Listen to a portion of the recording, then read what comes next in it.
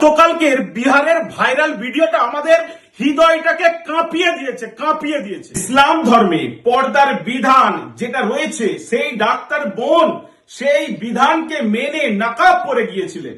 আর একজন মুখ্যমন্ত্রীর চেয়ারে বসা মানুষ, সংবিধানের মর্যাদা যার দেওয়ার দায়িত্ব, তিনি কিনা নিজ হাতে তার নেকাবটাকে টেনে দিচ্ছেন।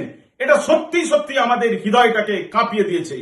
আমরা যেমন নিজের ধর্মে বিশ্বাস করে ধর্ম গ্রহণ করেছি, নিজের ধর্মের উপরে বিশ্বাসী, তেমনি আমরা অন্যের ধর্মের উপরে আমরা শ্রদ্ধাশীল।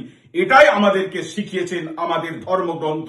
আপনি যদি অন্যের মা বোনকে সম্মান দিতে না পারেন, আপনি কি করে নিজের মা বোন আপনি সম্মান দেবেন? একটা মুখ্যমন্ত্রীর চেয়ার, এটা শুধু ক্ষমতার আসন নয়, এটা কোটি কোটি মানুষের বিশ্বাসের একটা জায়গা। সংবিধানের শপথ আর মানবিক দায়িত্বের প্রতীক। ইসলাম ধর্মের বিধান আছে জানেন, একজন মহিলা যদি পর্দা না করে, সে শুধু একা জাহান্নামে যাবেন না, তার পরিবারের 4 জনকেও জাহান্নামে যেতে হবে।